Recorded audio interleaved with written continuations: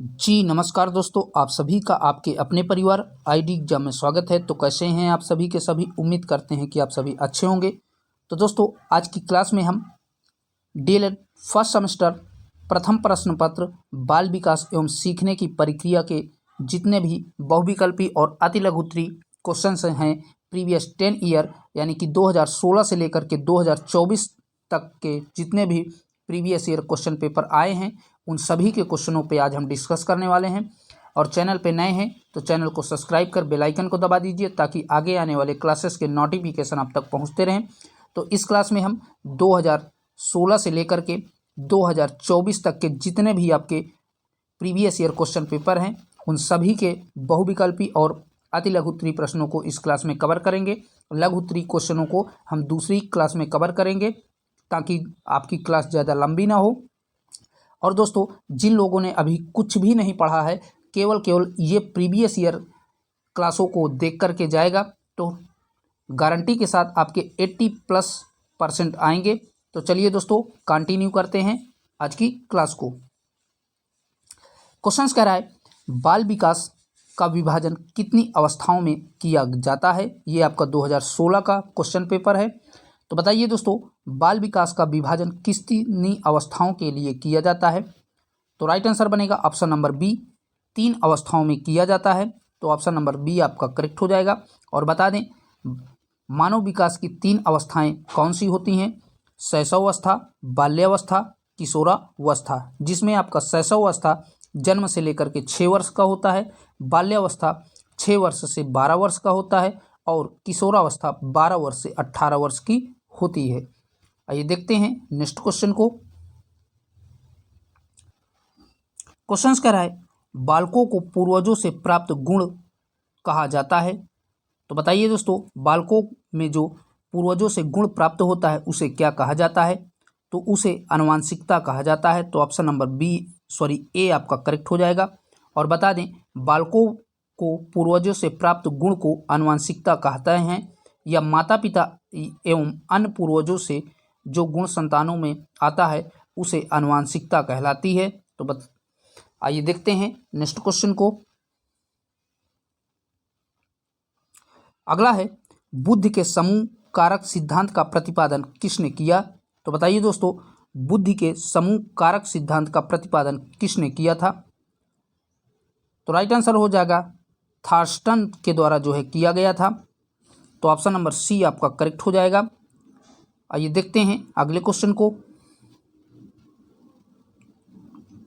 Question कह रहा है निम्नलिखित में से कौन सा परीक्षण बुद्धि का मापन करता है?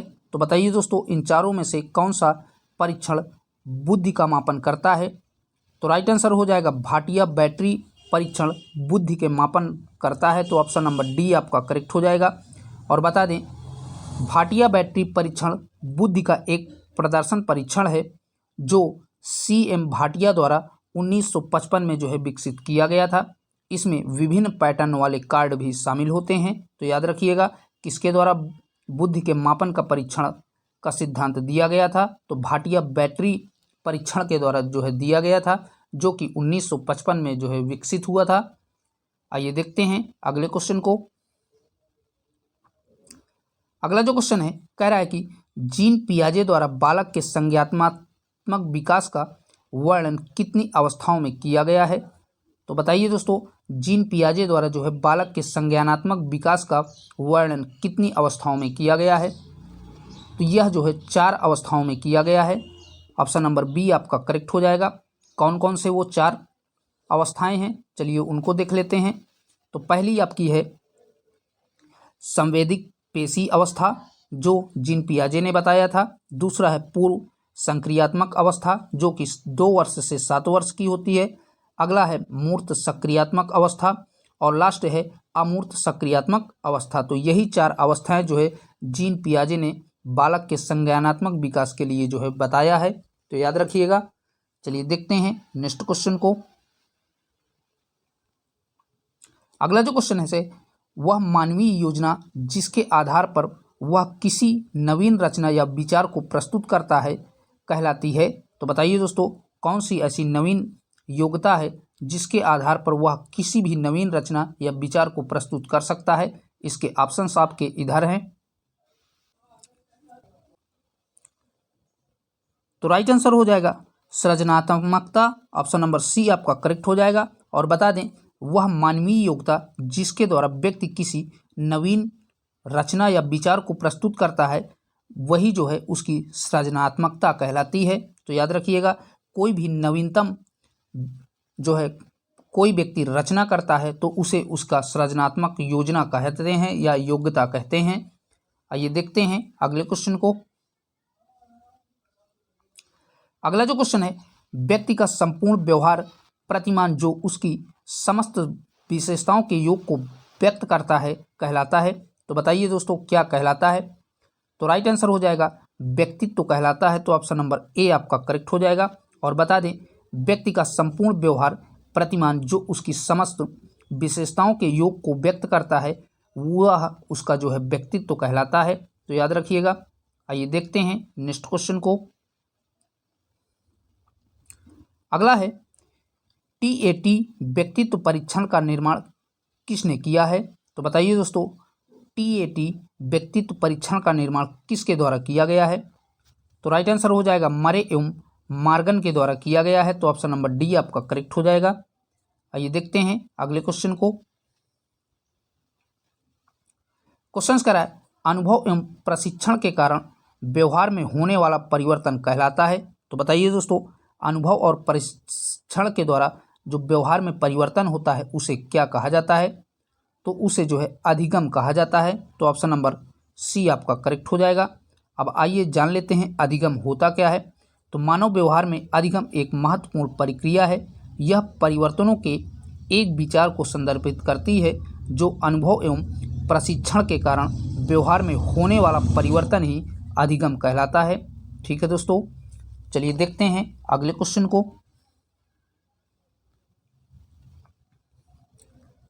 अगला जो क्वेश्चन है कह रहा है कि बालक के कोषों एवं पेशियों के समय के साथ साथ होने वाला परिवर्तन जिसके कारण वह एक निश्चित समय पर कोई कार्य करता है कहलाता है। तो बताइए दोस्तों क्या कहलाता है इन चारों में से। तो राइट आंसर हो जाएगा उसे परिपक्वता कहा जाता है। तो ऑप्शन नंबर ए आपका करेक्ट हो जाएगा। चलिए देखते हैं नेक्स्ट क्वेश्चन को। अगला जो क्वेश्चन है कह रहा है कि थांडाइक ने सीखने से संबंधित मुख्य कितने सिद्धांतों का प्रतिपादन किया है। तो बताइए दोस्तों थांडाइक ने जो है सीखने के जो नियम बताए हैं वो कितने नियमों को बताया है। तो राइट आंसर हो जाएगा थांडाइक के द्वारा 3 नियम बताए गए थे। तो ऑप्शन नंबर बी आपका करेक्ट हो जाएगा। और बता दें थांडाइक ने सीखने से संबंधित मुख्य 3 सिद्धांतों को बताया है। पहला आपका तात्पर्यता का नियम, दूसरा जो है अभ्यास का नियम, तीसरा जो है प्रभाव का नियम। यही 3 नियम थांडाइक के द्वारा जो है बताए गए थे। मोस्ट इंपॉर्टेंट है, याद रखिएगा, पूछ सकता है। ये आपका 2016 का क्वेश्चन पेपर सॉल्व करवाया जा रहा है। चलिए देखते हैं नेक्स्ट क्वेश्चन को। अगला जो क्वेश्चन है कह रहा है कि पावलोव ने अपने सीखने के सिद्धांत का प्रतिपादन किसके ऊपर प्रयोग करके किया था। तो बताइए दोस्तों पावलोव ने जो अपने सीखने का सिद्धांत किया था वह किसके ऊपर प्रयोग किया था। बिल्ली के, वनमानुष के, कुत्ता के या मेढक के। तो राइट आंसर हो जाएगा पावलोव ने जो है कुत्ते के ऊपर अपना प्रयोग किया था। तो ऑप्शन नंबर सी आपका करेक्ट हो जाएगा। ठीक है दोस्तों, आइए देखते हैं अगले क्वेश्चन को।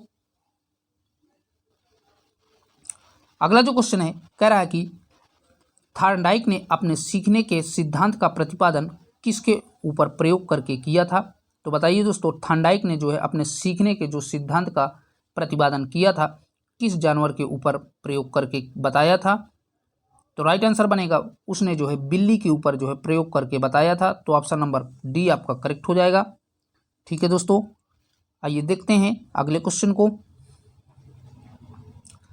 क्वेश्चन कह रहा है कोहलर के सीखने के सिद्धांत को किस नाम से जाना जाता है। तो बताइए दोस्तों जो कोहलर ने सीखने का सिद्धांत प्रतिपादित किया था उसको और किस नाम से जाना जाता है। तो राइट आंसर हो जाएगा पूर्ण आकृति या समग्र सिद्धांत के नाम से जाना जाता है। तो ऑप्शन नंबर ए आपका करेक्ट हो जाएगा। ठीक है दोस्तों, कौन सा, ऑप्शन नंबर ए आपका करेक्ट हो जाएगा। और चलिए देखते हैं नेक्स्ट क्वेश्चन को। अगला जो क्वेश्चन है कह रहा है कि व्यक्ति की वह मनोस्थिति जिसके द्वारा वह विभिन्न परिस्थितियों में सामाजिक और व्यक्तित्व समायोजन करने में असमर्थ होता है कहलाता है। तो बताइए दोस्तों क्या कहलाता है। ऑप्शन है सामंजस्य, दूसरा है मानसिक स्वास्थ्य, तीसरा है आत्मसंतान और लास्ट है प्रकीर्णन। तो इन चारों में से आपका राइट आंसर हो जाएगा सामंजस्य कहलाता है। तो ऑप्शन नंबर ए आपका करेक्ट हो जाएगा। किसी भी व्यक्ति की वह मनोस्थिति जिसके द्वारा वह विभिन्न परिस्थितियों में सामाजिक तथा व्यक्तित्व समायोजन करने में समर्थ होता है तो वह जो है सामंजस्य कहलाता है। ठीक है दोस्तों, तो आपके 2016 के जितने भी बहुविकल्पी थे खत्म हो गए। अब आइए बढ़ते हैं अति लघु उत्तरीय प्रश्नों पर। अति लघु उत्तरीय का पहला क्वेश्चन है कह रहा है कि बाल विकास के अंतर्गत बाल्यावस्था की अवधि कौन सी मानी जाती है। तो बताइए दोस्तों बाल विकास के अंतर्गत बाल्यावस्था कितनी अवधि की मानी जाती है। तो बाल विकास के अंतर्गत जो है बाल्यावस्था 6 से 12 वर्ष की मानी जाती है। तो याद रखिएगा कितनी, 6 से 12 वर्ष की। और शिक्षाविदों ने इसे प्रारंभिक विद्यालय की आयु भी कहा है। तो याद रखिएगा दोनों के दोनों फैक्ट। आइए देखते हैं अगले क्वेश्चन को। अगला है कह रहा है कि अशिक्षित व्यक्ति बालकों के बुद्धि का मापन किस परीक्षण से करते हैं। तो जो अशिक्षित व्यक्ति होते हैं वो बालकों की बुद्धि का मापन किस परीक्षण द्वारा करते हैं। तो अशिक्षित व्यक्ति बालकों के बुद्धि का मापन अशाब्दिक बुद्धि परीक्षण से करते हैं। किससे दोस्तों, अशाब्दिक बुद्धि परीक्षण के द्वारा अशिक्षित लोग किसी भी व्यक्ति या बालक की बुद्धि का परीक्षण करते हैं। आइए देखते हैं अगले क्वेश्चन को। अगला है बालक के संज्ञानात्मक विकास से संबंधित विकासात्मक सिद्धांत का प्रतिपादन किसने किया है। तो बताइए दोस्तों बालक के संज्ञानात्मक विकास से संबंधित विकासात्मक सिद्धांत किसके द्वारा किया गया था।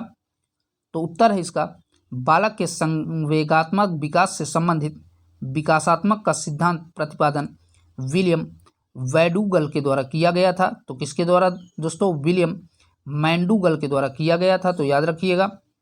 आइए देखते हैं अगले क्वेश्चन को। क्वेश्चन है जीन पियाजे द्वारा प्रतिपादित बालक के संज्ञानात्मक विकास से संबंधित तीसरी अवस्था क्या कहलाती है। तो अभी थोड़ी देर पहले ही हमने बताया कि जीन पियाजे ने 3 सिद्धांत बताए थे, तो वही पूछा है कि तीसरी अवस्था क्या कहलाती है। तो जीन पियाजे द्वारा प्रतिपादित बालक के संज्ञानात्मक विकास से संबंधित तीसरी अवस्था मूर्त क्रिया काल अवस्था, जिसे प्रत्यक्ष या स्थूल संक्रियात्मक अवस्था भी कहा जाता है। तो क्या बताया था तीसरी अवस्था में, मूर्त क्रिया काल अवस्था, जिसे प्रत्यक्ष स्थूल संक्रियात्मक अवस्था भी कहा जाता है। याद रखिएगा। आइए देखते हैं अगले क्वेश्चन को। अगला जो क्वेश्चन है कृंतक, बलबलाना, हाव भाव, वाक्य निर्माण बालक में किस आयाम के विकास की अवस्थाएं होती हैं। तो बताइए दोस्तों कंदरक या बलबलाना हाव भाव वाक्य निर्माण में बालक की कौन सी अवस्था मानी जाती है। तो इसका उत्तर है कृंतक, बलबलाना, हाव भाव, वाक्य निर्माण का विकास बालक में जो है शैशव अवस्था में माना जाता है। कहने का मतलब इस अवस्था में बालक बहुत ही उतावलापन होता है। ठीक है दोस्तों, आइए देखते हैं नेक्स्ट क्वेश्चन को। अगला जो क्वेश्चन है कह रहा है कि व्यक्तित्व का वह प्रकार जिसके अंतर्गत व्यक्ति दूसरे लोगों, समाज के अन्य लोगों के प्रगति के लिए सोचकर कार्य करता है वह कहलाता है। तो बताइए दोस्तों क्या कहलाता है। तो इसका आंसर है व्यक्तित्व का वह प्रकार जिसके अंतर्गत व्यक्ति दूसरे लोगों या समाज अन्य के बारे में प्रगति के लिए सोचकर कार्य करता है बहिर्मुखी व्यक्तित्व वाला कहलाता है। यानी कि कोई भी व्यक्ति जब समाज या किसी व्यक्ति के बारे में उसके लिए अच्छा सोचता है, उसके प्रगति के बारे में सोचता है, तो वो जो है जो व्यक्ति सोचता है तो उसके बहिर्मुखी व्यक्तित्व वाला कहलाता है। इस तरह के व्यक्ति की अभिरुचि सामाजिक कार्यों की ओर अधिक होती है। इनमें कार्यकुशलता की मात्रा अंतर्मुखी से अधिक होती है। ये सबको प्रसन्न करने वाले होते हैं। बहिर्मुखी एक मिलनसार व्यक्ति होता है। तो ये सारे फैक्ट आप लिख सकते हैं अपने शब्दों में कि कोई भी व्यक्ति जब समाज या किसी अन्य व्यक्ति के बारे में सोचता है तो वह जो है अंतर बहुमुखी व्यक्तित्व वाला कहलाता है, और ऐसे व्यक्ति जो है मिलनसार और सबके हित के बारे में सोचने वाले होते हैं। आप अपने शब्दों में बयां करके लिख सकते हैं। आइए देखते हैं अगले क्वेश्चन को। क्वेश्चन है CAT का निर्माण किसने किया है? तो अभी थोड़ी देर पहले ही हमने ये बताया है अति लघु बहुविकल्पी प्रश्न में कि CAT का निर्माण किसने किया है या किसने इसका परीक्षण किया है। तो इसका आंसर है बाल संप्रत्यय परीक्षण। इसका प्रतिपादन लियोपोल्ड बेलाक ने जो है किया है। यह जो है 11 वर्ष तक के बच्चों के लिए उपयोगी होता है। इसमें जो है प्रयुक्त कार्डों की संख्या 10 होती है। इसमें जानवरों के लिए चित्र बने होते हैं। तो ये सारा कुछ आप डाटा याद रखिएगा। इसमें कार्डों की संख्या कितनी होती है? 10 होती है, और यह 11 वर्ष तक के बच्चों के लिए CAT होती है।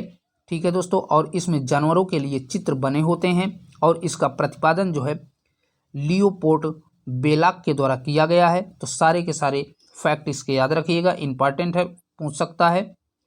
चलिए देखते हैं नेक्स्ट क्वेश्चन को।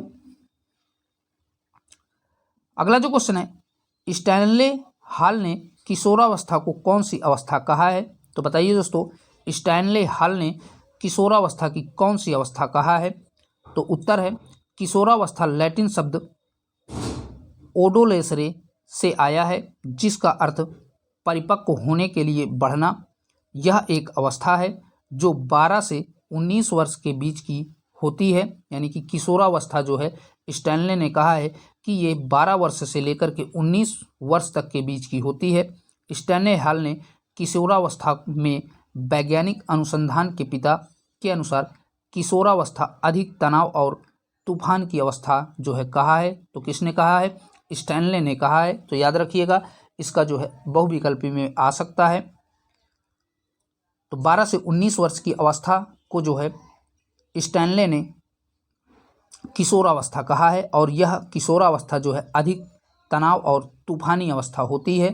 ठीक है दोस्तों, चलिए देखते हैं अगले क्वेश्चन को। अगला है, वह शक्ति जिसके कारण व्यक्ति किसी कार्य को करने या ना करने के लिए बाध्य हो जाता है, क्या कहलाती है? तो बताइए दोस्तों, जब कोई व्यक्ति किसी भी कार्य को करने या ना करने के लिए बाध्य अर्थात मनोबन हो जाता है, तो वो कौन सा अवस्था कहलाती है या उसे क्या कहा जाता है? तो उत्तर है वह शक्ति जिसके कारण व्यक्ति किसी कार्य को करने या ना करने के लिए बाध्य हो जाता है, अभिप्रेरणा कहलाता है। तो आपसे पूछ सकता है कि अभिप्रेरणा से आप क्या समझते हैं, या पूछ सकता है कि वह शक्ति जिसके कारण व्यक्ति किसी कार्य को करने या ना करने के लिए बाध्य होता है तो उसे क्या कहते हैं। दोनों तरह से पूछ सकता है। तो कोई भी व्यक्ति किसी भी कार्य को करने या ना करने के लिए जब बाध्य हो जाता है तो उसे अभिप्रेरणा कहा जाता है। ठीक है दोस्तों, आइए देखते हैं अगले क्वेश्चन को।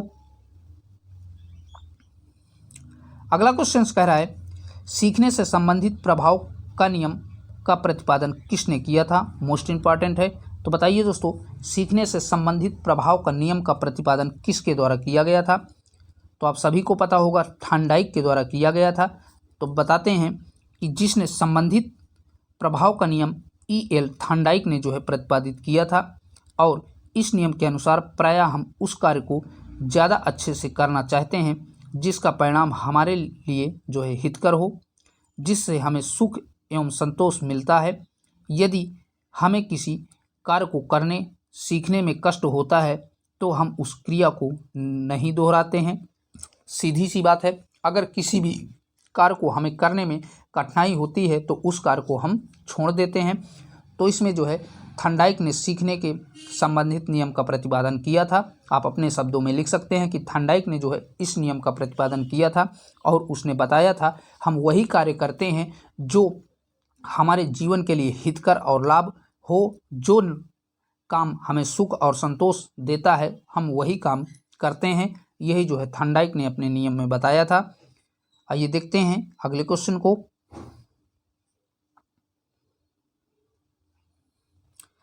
आप सभी एक बार क्लास को जो है अपने ग्रुप में शेयर कर दीजिए, विद्यालय के ग्रुप में।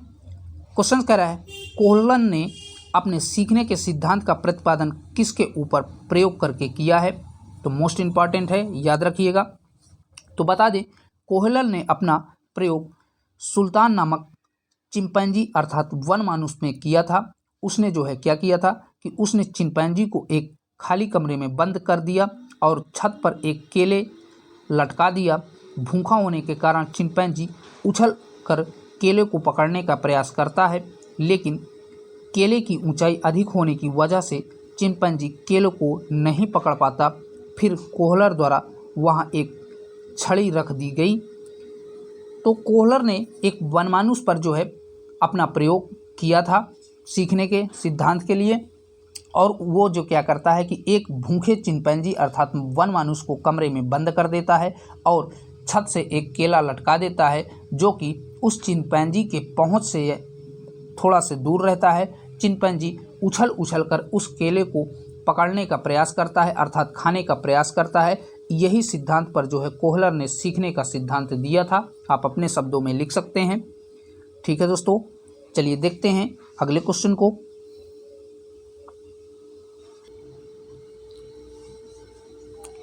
क्वेश्चन है पावलोव द्वारा अपने प्रयोग में पहले घंटी बजती थी, फिर भोजन दिया जाता था। यह प्रक्रिया कई बार होने पर अंत में क्या पाया? तो बताइए दोस्तों, पावलोव ने अपने नियम में किस जंतु का जो है प्रयोग किया था और यह जो है पहले घंटी बजती थी फिर भोजन दिया जाता था। यह प्रक्रिया कई बार होने पर उसने जो है अंत में क्या पाया था? तो बता दें पावलोव ने स्वाभाविक उद्दीपन को दर्शाने के लिए कुत्ते पर जो है प्रयोग किया था। आप सभी को पता होगा, अभी बहुविकल्पी में हमने बताया कि पावलोव ने जो है एक कुत्ते का प्रयोग करके सीखने का सिद्धांत दिया था। तो एक भूखे कुत्ते को एक ध्वनि नियंत्रक अर्थात एक घंटी को बांध करके प्रयोगशाला में एक विशेष उपकरण के सहारे खड़ा कर दिया। यानी कि पावलोव ने क्या किया, एक घंटी को जो है बांध दिया और एक कमरे में एक कुत्ते को बंद कर दिया। कह रहा है कि कुत्ते के सामने भोजन लाया जाता था और चूंकि कुत्ता भूखा था इसलिए भोजन देखकर उसके मुंह में लार आ जाता था। कुछ प्रयासों के बाद भोजन देने के पहले एक घंटी जो है बजाई जाती थी। यह प्रक्रिया कुछ दिनों तक दोहराई गई तथा देखा गया कि बिना भोजन आए ही घंटी की आवाज़ पर कुत्ते के मुंह में लार निकलना शुरू हो गया। पावलोव के अनुसार कुत्ते ने घंटी की आवाज़ पर लार के स्राव करने की अनुक्रिया को सीख लिया था। उसके अनुसार घंटी की आवाज़ तथा लार के स्राव के बीच एक नया सहचर कायम हुआ जिसे अनुबंधन की संज्ञा दी गई। कहने का मतलब आप अपने शब्दों में लिख सकते हैं कि पावलोव ने एक कमरे में एक कुत्ते को बंद कर दिया और उस कमरे में एक घंटी जो है लटका दी। जैसे ही घंटी बजती तो कुत्ते के मुंह में लार आ जाता, यानी कि उसके मुंह में पानी आ जाता। चूँकि कुत्ता भूखा था, जैसे ही पहले दिन उसको जो है खाना दिया घंटी बजाने के बाद, फिर इसके बाद दूसरे दिन भी यही क्रिया किया गया। तो कई दिनों तक यही प्रक्रिया चलती रही। घंटी बजती भोजन आता, घंटी बजती भोजन आता। तो कुत्ते ने क्या किया, उस प्रक्रिया को सीख लिया और इसी क्रिया को जो है अनुबंधन की संख्या दी गई। तो याद रखिएगा, अपने शब्दों में आप लिख सकते हैं। चलिए देखते हैं नेक्स्ट क्वेश्चन को। क्वेश्चन कह रहा है नियमित दिनचर्या सबके साथ समायोजन आत्मविश्वास संवेगात्मक परिपक्वता और आत्म मूल्यांकन की क्षमता किसका प्रमुख लक्षण है? तो बताइए दोस्तों, ये किसका प्रमुख लक्षण है? तो बता दें नियमित दिनचर्या सबके साथ समायोजन आत्मविश्वास संवेगात्मक परिपक्वता और आत्म मूल्यांकन की क्षमता अच्छे व्यक्तित्व के प्रमुख लक्षण हैं। तो याद रखिएगा, आप जो है इसी प्रश्न से जो है इसका आंसर बना सकते हैं। नियमित दिनचर्या सबके साथ समायोजक आत्मविश्वास संवेदनात्मक परिपक्वता और आत्म मूल्यांकन की क्षमता को विकसित करने के लिए व्यक्तित्व कहते हैं। तो ये आप लिख सकते हैं। चलिए देखते हैं अगले क्वेश्चन को। क्वेश्चन से जीन पियाजे ने बालक के संज्ञानात्मक विकास में किन दो प्रक्रियाओं का वर्णन किया है? तो बताइए दोस्तों, बालक के विकास के लिए जीन पियाजे ने कौन से 2 संज्ञानात्मक विकास के बारे में बताया है? तो वो 2 संज्ञानात्मक विकास जीन पियाजे द्वारा संगठन और अनुकूलन बताए गए हैं। तो याद रखिएगा कौन कौन से संगठन और अनुकूलन बताए गए हैं। चलिए देखते हैं नेक्स्ट क्वेश्चन को। क्वेश्चन कह रहा है पूर्व ज्ञान विषय वस्तु शारीरिक स्वास्थ्य व परिपक्वता, मानसिक स्वास्थ्य व परिपक्वता, अधिगम की इच्छा व प्रेरणा आदि किसे प्रभावित करने वाले कारक माने जाते हैं? तो बताइए दोस्तों, पूर्व ज्ञान विषय वस्तु शारीरिक स्वास्थ्य व परिपक्वता जो है मानसिक स्वास्थ्य व परिपक्वता, अधिगम की इच्छा एवं प्रेरणा आदि किसे जो है प्रभावित करने वाले ये सभी कारक माने जाते हैं? तो ये सभी जो है पूर्व ज्ञान विषय वस्तु शारीरिक स्वास्थ्य एवं परिपक्वता, मानसिक स्वास्थ्य व परिपक्वता, अधिगम की इच्छा एवं प्रेरणा आदि अधिगम प्रक्रिया को प्रभावित करने वाले जो है कारक माने जाते हैं। तो किसको जो है अधिगम अर्थात सीखने की प्रक्रिया को प्रभावित करने वाले कारक माने जाते हैं। ठीक है दोस्तों। तो दोस्तों आपका ये 2016 का क्वेश्चन पेपर पूरा हमने अति लघुत्तरी और बहुविकल्पी क्वेश्चनों को कवर कर लिया है। अब चलते हैं हम 2017 के क्वेश्चन पेपर पर। अब ये आपका 2017 का क्वेश्चन पेपर है जो कि आया हुआ था। तो पहला क्वेश्चन कह रहा है 2017 का किशोरावस्था को गंभीर उथल पुथल की अवस्था कहा जाता है। तो बताइए दोस्तों, किशोरावस्था को कौन सी जो है अवस्था कहा जाता है? उथल पुथल की अवस्था किसने कहा है? तो राइट आंसर हो जाएगा option number A, Stanley hall ने जो है किशोरावस्था को उथल पुथल की अवस्था कहा है। तो ऑप्शन नंबर ए आपका करेक्ट हो जाएगा। और इसका जो है आयु की सीमा क्या होती है? तो इसमें जो है 12 से 19 वर्ष की सीमा जो है स्टैनले हॉल के अनुसार होती है इस अवस्था में। तो याद रखिएगा। चलिए देखते हैं अगले क्वेश्चन को।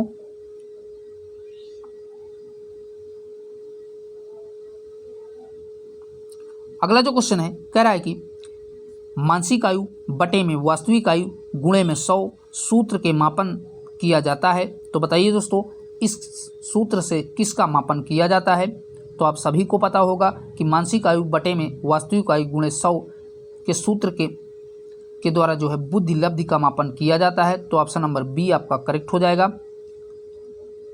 चलिए देखते हैं नेक्स्ट क्वेश्चन को। अगला जो क्वेश्चन है कह रहा है कि मानसिक योग्यता जिसके द्वारा व्यक्ति किसी नवीन रचना को प्रस्तुत करता है कहलाती है। तो बताइए दोस्तों, वह मानसिक योग्यता जिसके द्वारा कोई भी व्यक्ति नवीन रचना को जो है प्रस्तुत करता है या निर्माण करता है उसे क्या कहा जाता है? तो ये आपका क्वेश्चन 2016 में भी आया था। तो उसे जो है सृजनात्मकता कहा जाता है। तो ऑप्शन नंबर सी आपका करेक्ट हो जाएगा। चलिए देखते हैं अगले क्वेश्चन को।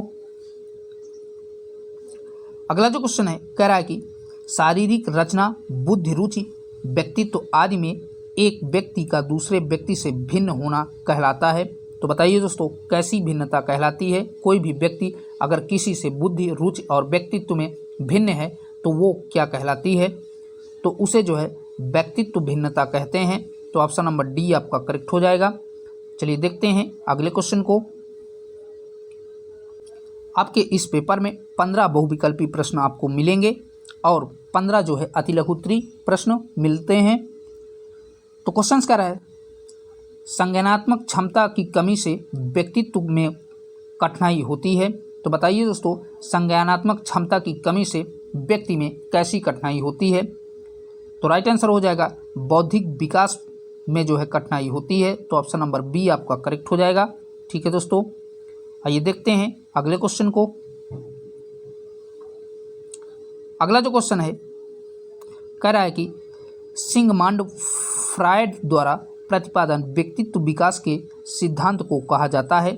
तो बताइए दोस्तों, जो सिगमंड फ्रायड द्वारा प्रतिपादित व्यक्तित्व के विकास का सिद्धांत दिया गया था उसे क्या कहा जाता है? तो राइट आंसर हो जाएगा, उसे मनोविश्लेषणात्मक सिद्धांत कहा जाता है। क्या कहा जाता है? मनोविश्लेषणात्मक सिद्धांत कहा जाता है। तो ऑप्शन नंबर सी आपका करेक्ट हो जाएगा। आइए देखते हैं अगले क्वेश्चन को। क्वेश्चन है परोक्ष वस्तुओं के संबंध में चिंतन कहलाता है। तो बताइए दोस्तों, परोक्ष वस्तुओं के संबंध में चिंतन क्या कहलाता है? तो राइट आंसर हो जाएगा कल्पना कहलाता है। परोक्ष वस्तुओं के संबंध में चिंतन जो है परोक्ष कल्पना कहलाता है। तो याद रखिएगा। चलिए देखते हैं अगले क्वेश्चन को। क्वेश्चन है किसी समस्या का समाधान करने के लिए गत अनुभवों को नए ढंग से समावेशित किया जाना कहलाता है। तो बताइए दोस्तों, किसी भी समस्या का समाधान करने के लिए गत जो उसके अनुभव नए ढंग से समायोजित किया जाता है उसे क्या कहा जाता है? तो उसे तर्क कहा जाता है। तो ऑप्शन नंबर ए आपका करेक्ट हो जाएगा।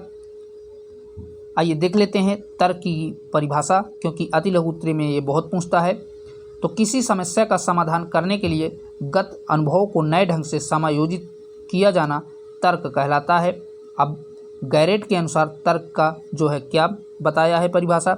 तो मन में किसी उद्देश्य एवं लक्ष्य को रखकर क्रमानुसार चिंतन करना तर्क कहलाता है। तो याद रखिएगा गैरेट्स के अनुसार। और अगर वुडवर्ग के अनुसार देखें तर्क की परिभाषा, तो वुडवर्ग ने बताया था कि तर्क में जो स्मृति या वर्तमान निरीक्षण द्वारा प्राप्त होते हैं, जो परस्पर मिलाया जाता है, फिर उस मिश्रण का परीक्षण में से जो निष्कर्ष निकलता है उसे ही तर्क कहा जाता है। तो याद रखिएगा। अगर दोस्तों आपके शिक्षा शास्त्रियों के नाम नहीं याद आते हैं तो आपके माइंड में जिसका भी नाम आए आप पेपर में लिख दीजिएगा। ठीक है दोस्तों, आपका सही माना जाता है। आपको कॉपी भरना आना चाहिए ज़्यादा से ज़्यादा। चलिए देखते हैं नेक्स्ट क्वेश्चन को।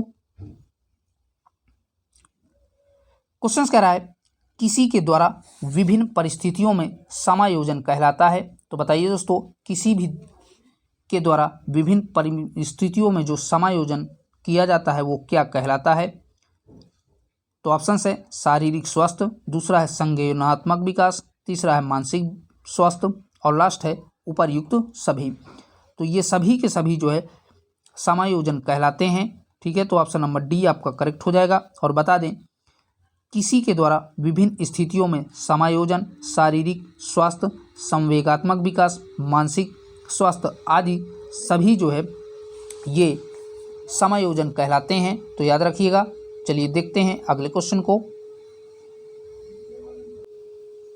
अगला जो क्वेश्चन है कह रहा है कि सीखने की मात्रा तथा समय के संबंध को चित्रांकित करने वाली वक्र रेखा कहलाती है। तो बताइए दोस्तों, सीखने की मात्रा तथा समय के संबंध को जो रेखा चित्रात्मक करती है उस वक्र रेखा को क्या कहा जाता है? तो उसे जो है अधिगम कहा जाता है। तो ऑप्शन नंबर ए आपका करेक्ट हो जाएगा। ठीक है दोस्तों, आइए जान लेते हैं अधिगम की परिभाषा। तो सीखने की मात्रा तथा समय के संबंध को जो चित्रांकित करने वाली वक्र रेखा होती है उसे अधिगम कहते हैं। अधिगम वक्र रेखा में शिक्षण और अधिगम प्रक्रिया की प्रगति को दर्शाने का कार्य करती है। तो क्या दोस्तों, ये अधिगम जो वक्र रेखा होती है शिक्षण और अधिगम की प्रक्रिया की प्रगति को दर्शाती है। तो याद रखिएगा। चलिए देखते हैं नेक्स्ट क्वेश्चन को।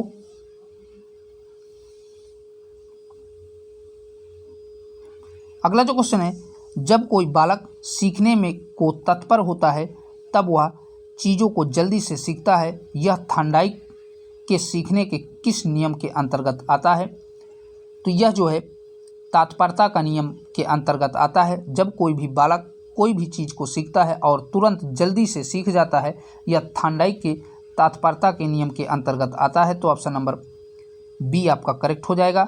और बता दें थांडाइक का तत्परता का नियम क्या था कि जब कोई बालक सीखने को तत्पर होता है तब वह चीज़ों को जल्दी से सीखता है।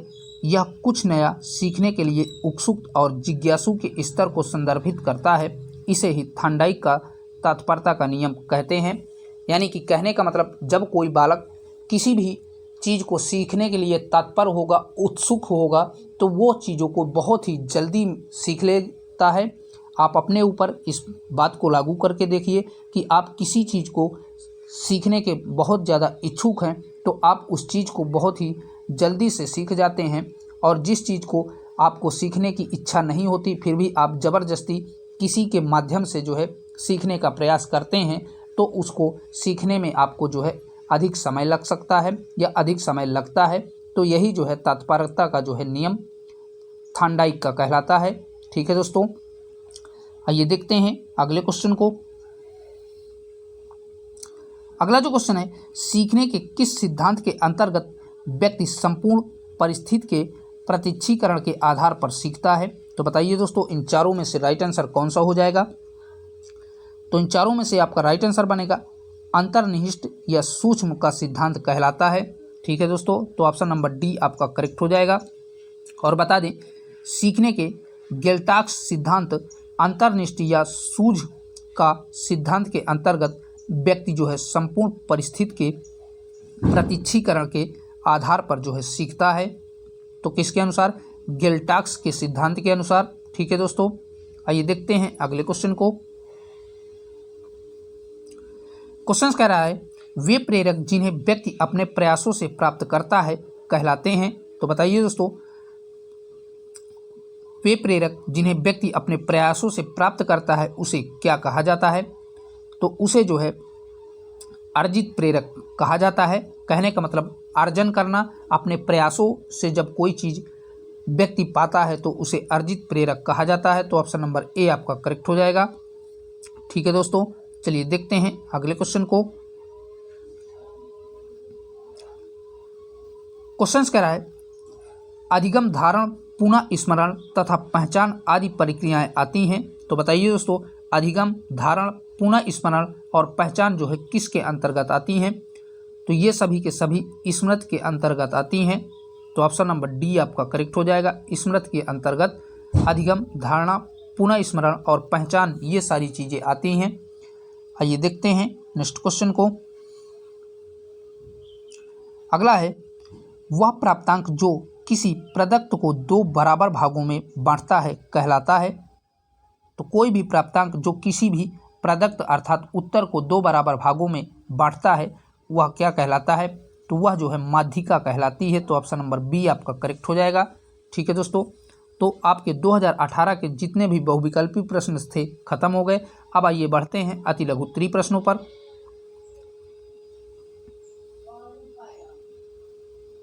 सॉरी दोस्तों, ये 2017 का था क्वेश्चन पेपर। अति लघु उत्तरीय का पहला क्वेश्चन है, बाल विकास के अंतर्गत शैशवावस्था की आयु कितनी होती है?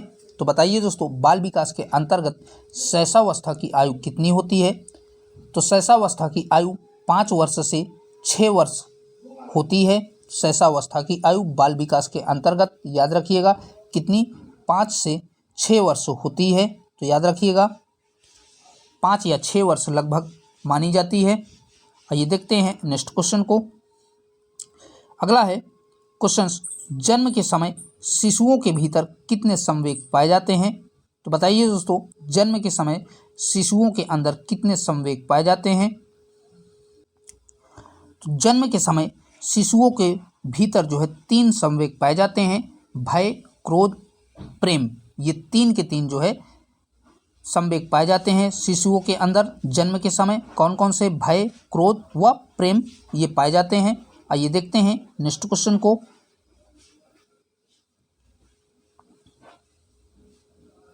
अगला है, बुद्धि के बहुकारक सिद्धांत का प्रतिपादन किसने किया था? तो बताइए दोस्तों, बुद्धि के बहुकारक सिद्धांत का प्रतिपादन किसके द्वारा किया गया था? तो बता दें, बुद्धि के बहुकारक सिद्धांत का प्रतिपादन मनोवैज्ञानिक थांडाइक ने किया था। इन्होंने बुद्धि को विभिन्न कारकों का मिश्रण भी बताया है। तो किसके द्वारा दोस्तों? थांडाइक ने बुद्धि के बहुकारक सिद्धांत का प्रतिपादन किया था और इन्होंने जो है बुद्धि के विभिन्न कारकों का मिश्रण भी बताया है। चलिए देखते हैं अगले क्वेश्चन को।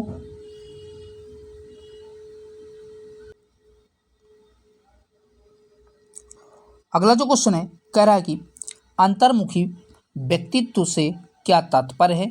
तो बताइए दोस्तों, अंतर्मुखी व्यक्तित्व से क्या तात्पर्य है? तो अंतर्मुखी व्यक्ति आत्मकेंद्रित, चिंतनशील तथा एकांत प्रिय होते हैं। इस व्यक्तित्व के लक्षण, स्वभाव, आदतें, अभिवृत्तियां आदि बाह्य रूप में प्रकट नहीं होती हैं, इसलिए इनको अंतर्मुखी कहा जाता है। कहने का मतलब अंतर्मुखी व्यक्तित्व में आत्मकेंद्रित, चिंतन, एकाग्रता, उदारता, ये सारी चीज़ें उनके अंतर्मुखी स्वभाव में जो है छिपी होती हैं। इनके लक्षण जो है बाहर नहीं दिखते हैं या बाहर प्रकट नहीं होते हैं और इसलिए इनको अंतर्मुखी कहा जाता है। ठीक है दोस्तों, आइए देखते हैं अगले क्वेश्चन को। क्वेश्चन कह रहा है सामान्य बौद्धिक स्तर के बालक की बुद्धि लब्धि कितनी होती है। तो बताइए दोस्तों, सामान्य बौद्धिक स्तर के बालक की बुद्धि लब्धि कितनी होती है। तो इनकी बुद्धि लब्धि 90 से 109 के बीच में होती है या 90 से 109 तक होती है सामान्य बौद्धिक स्तर किसी भी बालक की।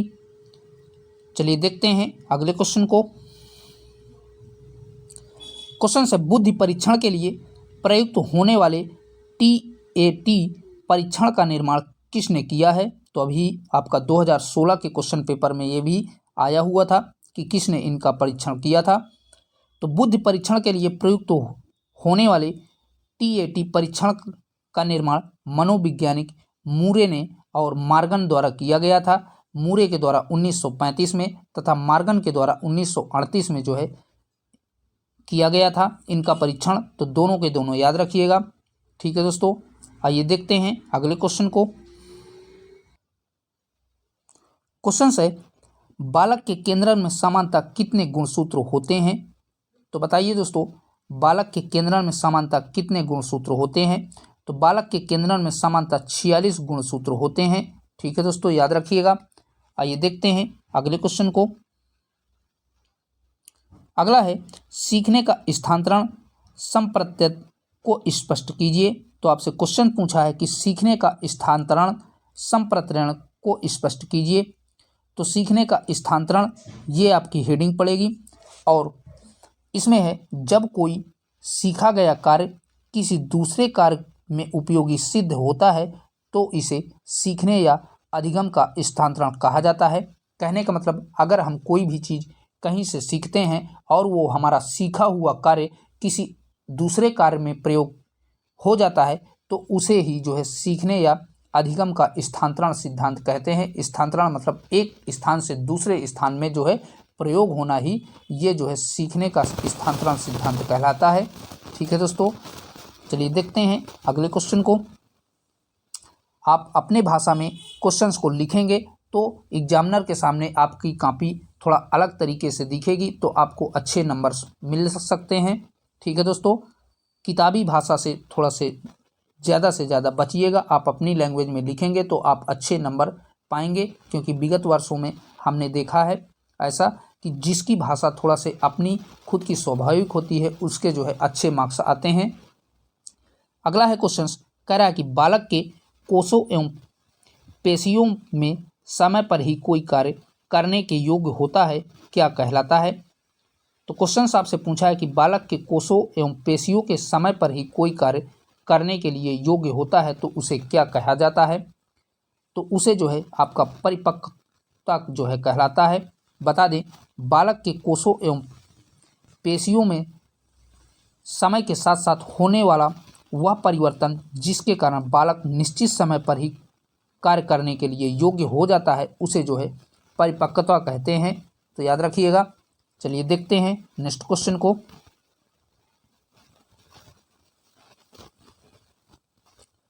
अगला जो क्वेश्चन है व्यक्तित्व एवं सामूहिक बुद्धि परीक्षण में मुख्य अंतर क्या है।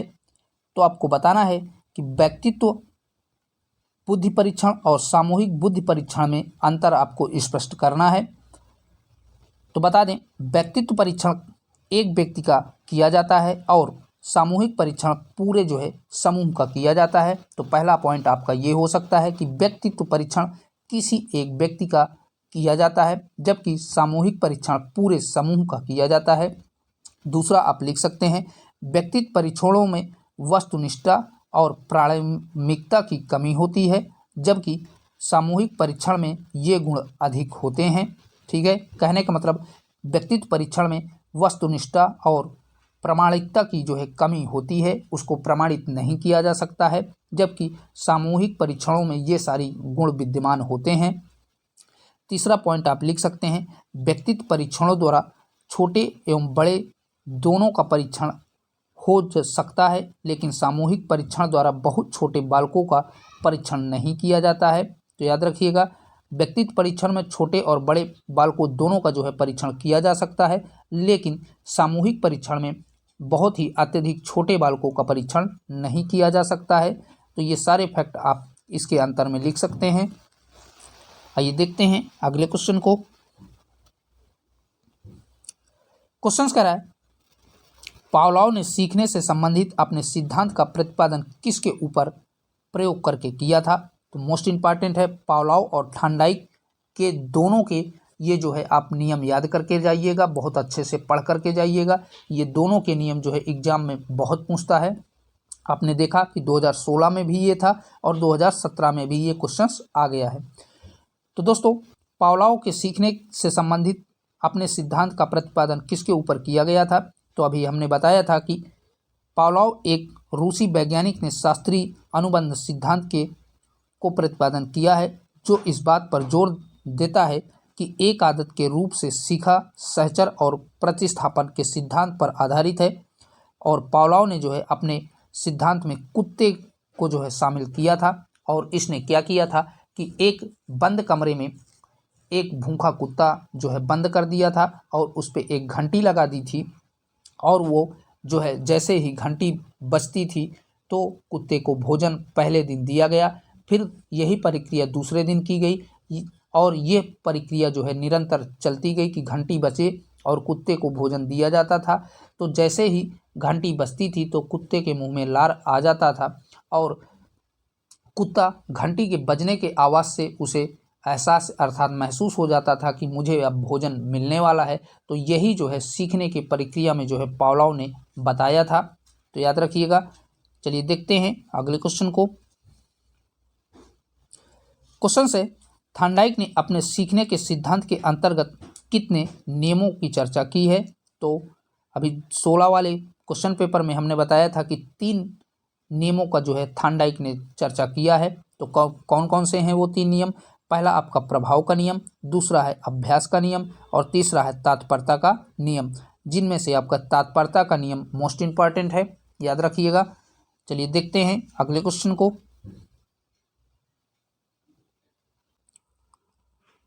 क्वेश्चन है, प्यास भूख निद्रा प्रतिष्ठा में से कौन सा अर्जित अभिप्रेरणा के अंतर्गत आता है? तो आपको बताना है कि इनमें से कौन सा अभिप्रेरणा अर्जित अभिप्रेरणा के अंतर्गत आता है। तो बता दें, प्यास भूख निद्रा प्रतिष्ठा में से प्रतिष्ठा अर्जित अभिप्रेरणा के अंतर्गत ये सारी चीज़ें आती हैं। तो किसके अंतर्गत? अर्जित प्रतिष्ठा अभिप्रेरणा के अंतर्गत आती हैं। अब बात करें अर्जित अभिप्रेरणा की, तो कुछ अभिप्रेरणा ऐसे होते हैं जो व्यक्ति के समाज में रहने तथा सामाजिक एवं सांस्कृतिक वातावरण के प्रभाव के कारण जो है निर्मित होते हैं। इन अभिप्रेरणों को अर्जित अभिप्रेरणा कहते हैं। कहने का मतलब ऐसी अभिप्रेरणाएं जो बालक जो है अपने समाज वातावरण आस पास पड़ोस से सीखता है, तो उसे जो है अर्जित अभिप्रेरणा कहते हैं। आप अपने शब्दों में लिख सकते हैं कि ऐसी क्रियाएं जैसे भूख प्यास निद्रा प्रतिष्ठा और अन्य चीज़ें जिनको बालक अपने आस पास पड़ोस वातावरण से सीखता है, वो सभी की सभी अर्जित अभिप्रेरणा के अंतर्गत आती हैं। चलिए देखते हैं अगले क्वेश्चन को। अगला है, कह रहा है कि सीखी गई सामग्री को पुनः स्मरण रखने की असफलता क्या कहलाती है? तो इसे क्या कहते हैं? कोई भी सीखी गई सामग्री को पुनः स्मरण करने की असफलता क्या कहलाती है? तो इसे जो है विस्मृति कहा जाता है। क्या कहा जाता है? विस्मृति कहा जाता है। तो याद रखिएगा, सीखी गई सामग्री को पुनः स्मरण करने की असफलता को विस्मृति कहा जाता है, अर्थात पुनः याद करना कहा जाता है। आइए जान लेते हैं विस्मृति होती क्या है। तो विस्मृति से तात्पर्य स्मरण की विफलता से है। जब व्यक्ति अपने भूतकाल के अनुभवों को चेतन में लाने में असफल हो जाता है, तब उसमें विस्मृति कहते हैं। इस प्रकार जीवन को उपयोगी तथा सुखी बनाने के लिए स्मृति आवश्यक है। उसी प्रकार हमारे जीवन में जो है विस्मृति की उपयोगिता तथा महत्व है। कहने का मतलब जब कोई व्यक्ति किसी चीज़ को भूल जाता है और उसको याद करने का प्रयत्न करता है तो उसे विस्मृति कहा जाता है। और अपने सुखमय जीवन के लिए विस्मृति व्यक्ति के जीवन में बहुत ही आवश्यक है। आप इस प्रकार से लिख सकते हैं। आइए देखते हैं अगले क्वेश्चन को। क्वेश्चन करा, किसी अवर्गीकृत प्रदत्त में सबसे अधिक बार आने वाली संख्या क्या कहलाती है? तो बताइए दोस्तों, किसी भी वर्गीकृत में जो प्रदत्त में आने वाली सबसे अधिक बार आती है संख्या उसे क्या कहते हैं? तो उसे जो है बहुलक कहा जाता है। तो याद रखिएगा क्या कहा जाता है, उसे बहुलक कहा जाता है। ठीक है दोस्तों, ये आपका 2017 का भी क्वेश्चन पेपर जिसके बहुविकल्पी और अतिलघु उत्तरीय प्रश्न हमने कवर कर लिया। अब आइए बढ़ते हैं 2018 के क्वेश्चनों पर। अब दोस्तों हम आ चुके हैं 2018 के क्वेश्चन पेपर पर। तो इसका पहला बहुविकल्पी था, केंद्रीय प्रवृत्ति का मापन नहीं है। तो बताइए दोस्तों, इनमें से केंद्रीय प्रवृत्ति का मापक कौन सा नहीं है? माध्यमान, मध्यांक, प्रसार या बहुलक? तो राइट आंसर बनेगा ऑप्शन नंबर सी, प्रसार जो है यही केंद्रीय प्रवृत्ति का मापक नहीं है। आइए देखते हैं अगले क्वेश्चन को। अगला है, थॉर्नडाइक ने सीखने से संबंधित मुख्य कितने सिद्धांत का प्रतिपादन किया है? तो आप सभी को पता होगा कि थॉर्नडाइक के द्वारा जो है 3 सीखने के सिद्धांतों का प्रतिपादन किया गया था। और वो 3 कौन से हैं? पहला आपका तत्परता है का नियम है, दूसरा अभ्यास का नियम, तीसरा प्रभाव का नियम। आपको क्लास में ही सारे क्वेश्चंस आपको रटवा दिए जाएंगे। अगला है, नवजात शिशु में हड्डियों की संख्या होती है। तो बताइए दोस्तों, नवजात शिशु के हड्डियों की संख्या कितनी होती है? तो 270 होती है। तो ऑप्शन नंबर सी आपका करेक्ट हो जाएगा। आइए देखते हैं अगले क्वेश्चन को। अगला है, क्रिया प्रसूत अधिगम सिद्धांत के प्रतिपादक हैं। तो बताइए दोस्तों, क्रिया प्रसूत अधिगम सिद्धांत के प्रतिपादक कौन थे?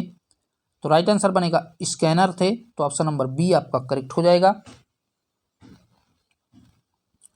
क्वेश्चन से, आपराधिक प्रवृत्ति का सर्वाधिक विकास होता है, मोस्ट इंपॉर्टेंट है। तो बताइए दोस्तों, आपराधिक प्रवृत्ति का सर्वाधिक विकास किस अवस्था में होता है? तो राइट आंसर बनेगा किशोरावस्था में होता है। तो ऑप्शन नंबर सी आपका करेक्ट हो जाएगा। चलिए देखते हैं नेक्स्ट क्वेश्चन को। अगला जो क्वेश्चन है कह रहा है कि संज्ञानात्मक क्षमता की कमी से व्यक्तित्व में कठिनाई होती है। तो बताइए दोस्तों, संज्ञानात्मक क्षमता की कमी से व्यक्तित्व में कैसी कठिनाई होती है? तो इसमें जो है बौद्धिक विकास की कठिनाई होती है। तो ऑप्शन नंबर बी आपका करेक्ट हो जाएगा। ठीक है, कैसी जो है बौद्धिक विकास में कमी होती है। चलिए देखते हैं नेक्स्ट क्वेश्चन को।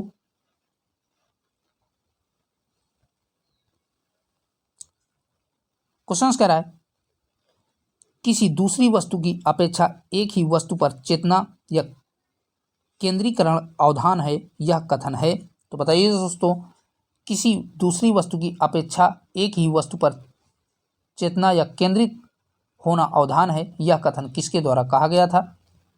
तो यह कथन जो है डम्बिल के द्वारा कहा गया था। तो ऑप्शन नंबर सी आपका करेक्ट हो जाएगा। चलिए देखते हैं अगले क्वेश्चन को। क्वेश्चन कह रहा है, बुद्धि का विकास लगभग पूर्ण हो जाता है। तो बताइए दोस्तों, बुद्धि का विकास लगभग कौन सी अवस्था में पूर्ण हो जाता है? तो राइट आंसर हो जाएगा किशोरावस्था की अवस्था में बुद्धि का विकास लगभग पूर्ण हो जाता है। और बढ़ते हैं अगले क्वेश्चन की ओर। क्वेश्चन है, सीखने को प्रभावित करने वाला सबसे महत्वपूर्ण कारक है। तो बताइए दोस्तों, सीखने को जो है प्रभावित करने वाला सबसे महत्वपूर्ण कारक कौन सा है इन चारों में? तो राइट आंसर हो जाएगा प्रेरणा। यही ऑप्शन नंबर ए आपका करेक्ट हो जाएगा। बता दें, सीखने को प्रभावित करने वाला सबसे महत्वपूर्ण कारक प्रेरणा है। सीखने को प्रभावित करने वाले अन्य कारक में रुचि, परिपक्वता, तत्परता, इच्छा आदि शामिल हैं। तो इनको भी याद रखिएगा, ऑप्शंस में पूछ सकता है। चलिए देखते हैं अगले क्वेश्चन को। अगला है, बालक में अभिप्रेरणा उत्पन्न करने का प्रमुख स्रोत है। तो बालक के अंदर जो अभिप्रेरणा उत्पन्न करती है वो जो है कौन सा स्रोत है? ऑप्शंस हैं उद्दीपक, रुचि, आवश्यकता, उपर्युक्त सभी। तो बालक के अंदर जो अभिप्रेरणा उत्पन्न करते हैं वो आपका उद्दीपक, रुचि, आवश्यकता, ये सभी के सभी होते हैं। तो अब राइट आंसर बनेगा ऑप्शन नंबर डी करेक्ट हो जाएगा। और बता दें बालक में अभिप्रेरणा उत्पन्न करने का प्रमुख स्रोत उद्दीपन, रुचि, आवश्यकता आदि चीजें होती हैं, तो याद रखिएगा। आइए देखते हैं नेक्स्ट क्वेश्चन को। अगला जो क्वेश्चन है कह रहा है कि आनुवांशिकता का वाहक होता है। तो बताइए दोस्तों आनुवांशिकता का वाहक कौन होता है। तो आनुवांशिकता का वाहक जीन होता है। तो ऑप्शन नंबर सी आपका करेक्ट हो जाएगा। ठीक है दोस्तों।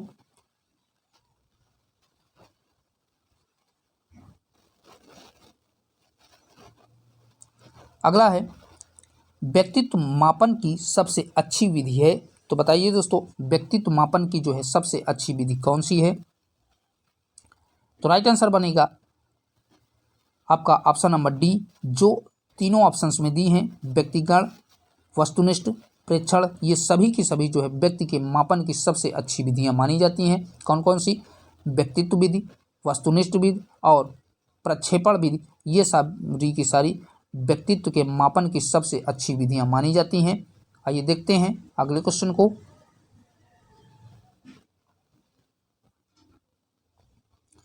क्वेश्चन कह रहा है भाटिया बैटरी परीक्षण संबंधित है।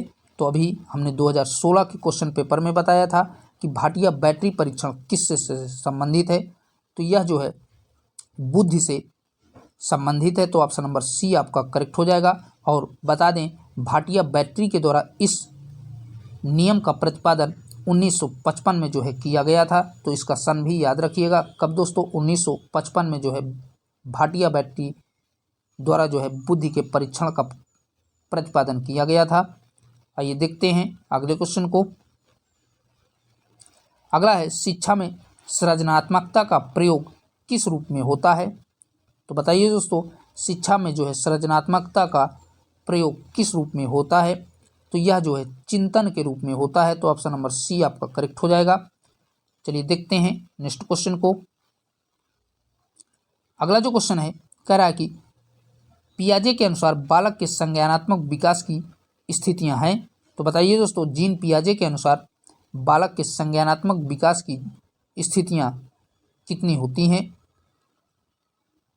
तो राइट आंसर बनेगा 4 स्थितियां होती हैं। तो ऑप्शन नंबर बी आपका करेक्ट हो जाएगा। और वो 4 स्थितियां जो है जीन पियाजे ने संज्ञानात्मक विकास के लिए कौन सी बताई हैं। तो ये 4 जो है आपकी हैं। पहला है आपका संवेदी गामक अवस्था, दूसरा है पूर्व संक्रात्मक अवस्था, और तीसरी है मूर्त सक्रियात्मक अवस्था, और लास्ट है अमूर्त सक्रियात्मक अवस्था। ये चारों अवस्थाएं जो है जीन पियाजे द्वारा जो है बालक के संज्ञानात्मक विकास के लिए बताई गई हैं। तो याद रखिएगा इन चारों मोस्ट इंपॉर्टेंट हैं। तो चलिए दोस्तों अब बढ़ते हैं इनके अति लघुत्तरी प्रश्नों पर 2018 के क्वेश्चनों के। क्वेश्चंस कह रहा है शिक्षक को बाल मनोविज्ञान का ज्ञान क्यों आवश्यक है। तो बताइए दोस्तों शिक्षक को बाल मनोविज्ञान का ज्ञान आवश्यक क्यों है। तो इसका आंसर है शिक्षक को जो है बाल मनोविज्ञान का ज्ञान इसलिए आवश्यक है क्योंकि मनोविज्ञान के अध्ययन से शिक्षक को बाल विकास की विभिन्न आवश्यकताओं का ज्ञान हो जाता है, जैसे शारीरिक, मानसिक, सामाजिक आदि चीज़ों का ज्ञान बालक को हो जाता है। इन विशेषताओं को ध्यान में रखकर विभिन्न अवस्थाओं में बालकों के लिए पाठ्य विषयों और क्रियाओं का चुनाव करने में सफलता मिलती है। ठीक है दोस्तों, तो याद रखिएगा शिक्षक को जो है बाल मनोविज्ञान का ज्ञान होना इसीलिए आवश्यक है क्योंकि शिक्षक जो है जब किसी भी बालक को शिक्षित करता है या शिक्षा देता है तो इस अवस्था में बालक आ जाता है कि उसे शारीरिक, मानसिक, सामाजिक आदि चीज़ों का जो है ज्ञान हो जाता है और उसी को ध्यान में रख करके जो है शिक्षक बालक को शिक्षा देता है। चलिए देखते हैं नेक्स्ट क्वेश्चन को। अगला जो क्वेश्चन है कह रहा है कि बाल्यावस्था की प्रमुख 2 विशेषताएं बताइए। तो आपको बताना है कि बाल्यावस्था की 2 प्रमुख विशेषताएं कौन सी हैं। तो आपकी हेडिंग पड़ेगी बाल्यावस्था की 2 प्रमुख विशेषताएं। पहली आपकी शारीरिक एवं मानसिक स्थिरता, ये आपकी हेडिंग पड़ेगी। पहली शारीरिक एवं मानसिक स्थिरता। तो इस अवस्था में शैशवावस्था अस्थिर से भिन्न होती है। बाल्यावस्था में बालक शरीर और मानसिक रूप से अधिक स्थिर होते हैं। बाल्यावस्था में वे अधिक संतुलित और शांत होते हैं। ठीक है, दूसरी आपकी हेडिंग पड़ेगी वास्तविक दुनिया के साथ संबंध। तो ये आपका दूसरी विशेषता है। तो इस पर आप लिख सकते हैं कि बाल्यावस्था में बच्चे वास्तविक दुनिया के साथ संबंध बनाना शुरू करते हैं। वे परिवार, स्कूल और दोस्तों के साथ संबंधों के माध्यम से सामाजिक कौशल को सीखते हैं। कहने का मतलब वास्तविक दुनिया के साथ जब संबंध में जो है बालक स्कूल जाने लगते हैं और वहाँ पर अपने दोस्तों, सहपाठियों, समाज और अपने आसपास वातावरण से जो सीखते हैं वही जो है वास्तविक दुनिया के साथ संबंध बनाना, ये आपकी एक प्रकार की विशेषता हो सकती है। चलिए देखते हैं अगले क्वेश्चन को। अगला जो क्वेश्चन है कह रहा है कि बालक में विस्मृति कम करने के 2 उपाय बताइए। तो आपके 2 उपाय हैं, किसी वस्तु को स्मरण करने में पूर्ण ध्यान होना चाहिए और दूसरा है स्मरण के पश्चात विश्राम करना चाहिए। यही जो है विस्मृति कम करने के 2 उपाय हो सकते हैं। ठीक है, चलिए देखते हैं अगले क्वेश्चन को। अगला जो क्वेश्चन है रुचि का शैक्षिक महत्व लिखिए। तो आपको रुचि का शैक्षिक महत्व बताना है। तो हेडिंग पड़ेगी रुचि के शैक्षिक महत्व या सिद्धांत। तो पहला है आपका शिक्षण विधि, दूसरा है पाठ्यक्रम, तीसरा है स्नेहपूर्ण वातावरण। ये सभी की सभी शैक्षिक रुचियाँ हो सकती हैं। हेडिंग के रूप में आप इनमें अपने शब्दों में 2-2 लाइन लिख सकते हैं। ठीक है दोस्तों, चलिए देखते हैं अगले क्वेश्चन को। अगला जो क्वेश्चन है कह रहा है कि अधिगम स्थानांतरण संप्रत्यय को स्पष्ट कीजिए। अभी थोड़ी देर पहले ही हमने बताया था कि अधिगम स्थानांतरण संप्रत्यय क्या होता है।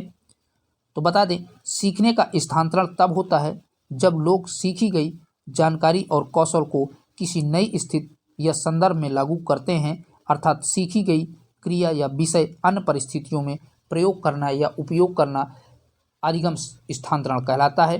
कहने का मतलब जब कोई भी चीज़ हम कहीं से सीखते हैं और वह सीखी हुई चीज़ हम किसी दूसरे कार्य में प्रयोग में हमारे काम आ जाती है तो इसी को अधिगम का स्थानांतरण कहा जाता है।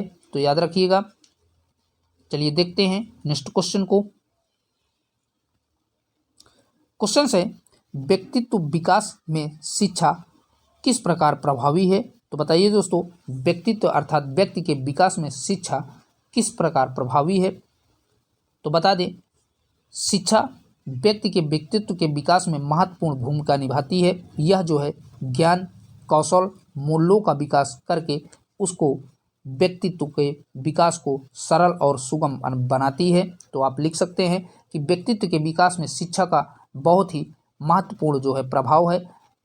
इसी शिक्षा के द्वारा व्यक्ति ज्ञान, कौशल और अपने मूल्यों का विकास करके अपने जीवन को सरल और सुगम बनाता है। ठीक है दोस्तों, आइए देखते हैं नेक्स्ट क्वेश्चन को। क्वेश्चन से बुद्धि की कोई एक परिभाषा दीजिए। तो आप कई मनोवैज्ञानिकों ने बुद्धि की परिभाषाएं दी हैं, तो आप किसी का भी लिख सकते हैं। हम यहाँ पर देखते हैं थॉर्नडाइक के अनुसार बुद्धि की परिभाषा।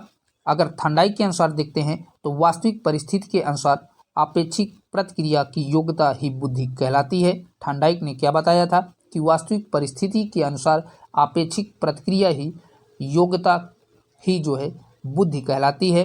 और अगर दूसरे वैज्ञानिक के अनुसार देखें, टारमैन के अनुसार, तो टारमैन ने बताया था कि अमूर्त वस्तुओं के विषय में सोचने की योग्यता ही बुद्धि कहलाती है। क्या दोस्तों, अमूर्त वस्तुओं के विषय में सोचने की योग्यता ही बुद्धि कहलाती है। तो ये 2 मनोवैज्ञानिकों के अनुसार आप परिभाषाएं लिख दीजिएगा। अगर आपको किसी और का भी लिखना है तो आप लिख सकते हैं, 2 से ज़्यादा मत लिखिएगा क्योंकि अधिलघु उत्तरीय है। चलिए देखते हैं अगले क्वेश्चन को। अगला जो क्वेश्चन है कह रहा है कि सहसावस्था की प्रमुख 2 विशेषताएं लिखिए। तो सहसावस्था की आपको 2 प्रमुख विशेषताएं लिखनी है। तो पहली आपकी विशेषता हेडिंग पड़ेगी शारीरिक विकास में तीव्रता, तो आप इस पे लिखेंगे कि शारीरिक विकास की तीव्रता में शिशु का विकास प्रथम 3 वर्षों में बहुत तीव्र गति से होता है, और दूसरा आपकी सीखने की तीव्रता। तो सीखने की तीव्रता में शिशु के सीखने की प्रक्रिया बहुत तीव्रता से होती है। शिशु बताई गई बातों को बहुत जल्दी सीखता और याद करता है। तो ये दोनों आप विशेषताएं लिख सकते हैं। पहली आपकी शारीरिक विकास की तीव्रता, इसमें जो है व्यक्ति शुरुआती दौर पे बहुत तेज़ी से तीव्र गति से जो है बढ़ता है, या उसकी उम्र जो है बढ़ती है, आयु बढ़ती है। और दूसरा लिख सकते हैं सीखने की तीव्रता में, तो इस बचपन काल में अर्थात 1 से 3 वर्ष की अवस्था में बालक जो है अत्यधिक तेज़ी से चीज़ों को सीखता है, अर्थात कवर करता है। कोई भी चीज़ें उनको बताई जाती हैं तो बहुत ही जल्दी उस चीज़ को कैच करता है, अर्थात सीख लेता है। ठीक है दोस्तों, आइए देखते हैं अगले क्वेश्चन को। अगला जो क्वेश्चन है कह रहा है कि समायोजन क्या है। तो समायोजन के बारे में आपको बताना है। तो इसमें आप लिख सकते हैं कि समायोजन एक ऐसी प्रक्रिया है जिसमें हम अपनी आवश्यकताओं, इच्छाओं और लक्ष्यों को बदलते हुए परिस्थितियों के अनुकूल बनते हैं। यह एक सतत प्रक्रिया है जो जीवन भर चलती रहती है। तो इसको अपने शब्दों में लिख सकते हैं कि समायोजन एक ऐसी प्रक्रिया है जिसको हम अपनी आवश्यकताओं अनुसार इच्छाओं और लक्षणों को जो है बदलने के लिए जिन परिस्थितियों का प्रयोग करते हैं वही जो है समायोजन कहलाती है। और यह प्रक्रिया जीवन पर्यंत चलने वाली एक प्रकार की सतत प्रक्रिया है। ठीक है दोस्तों, आइए देखते हैं नेक्स्ट क्वेश्चन को।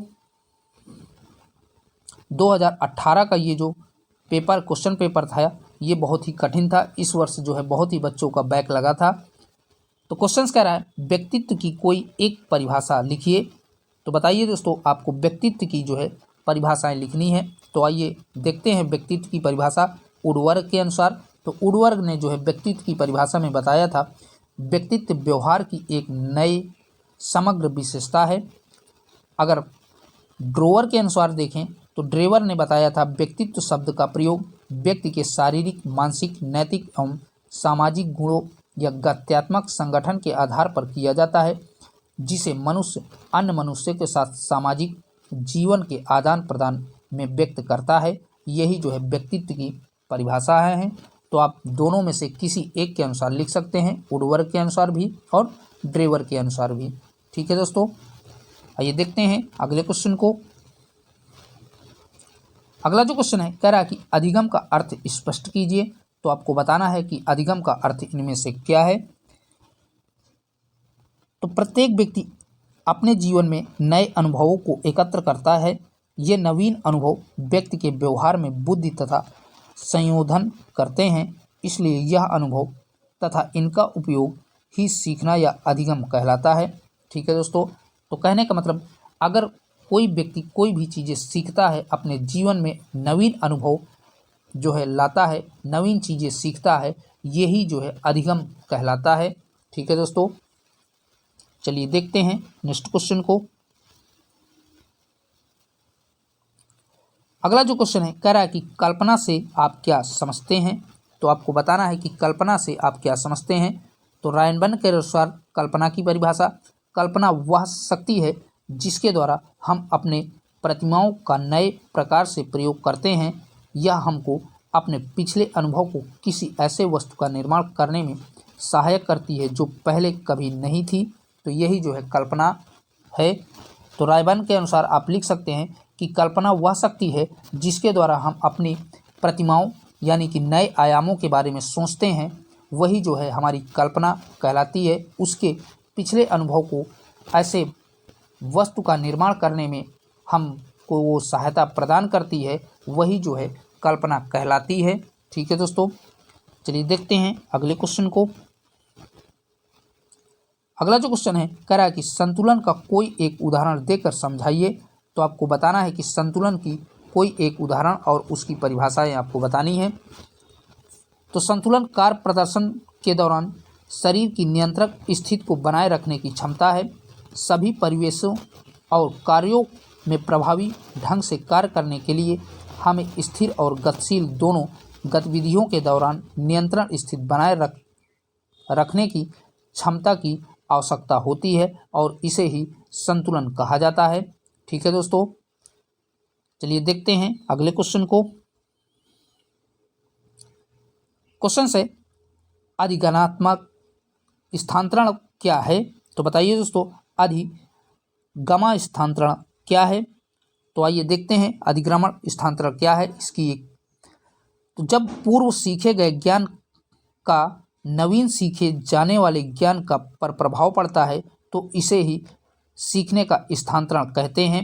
तो कहने का मतलब अधिगम गणात्मक सिद्धांत का मतलब यही है कि स्थानांतरण अधिगम क्या कहलाता है। तो अभी हमने बताया था कि कहीं पर से कोई भी चीज़ हम सीखते हैं और उस सीखी हुई चीज़ का प्रयोग किसी दूसरे कार्य में अगर हम लगाते हैं या सहायता उसमें प्रदान करती है वो सीखी हुई चीज़, तो यही जो है सीखने का स्थानांतरण सिद्धांत कहलाता है।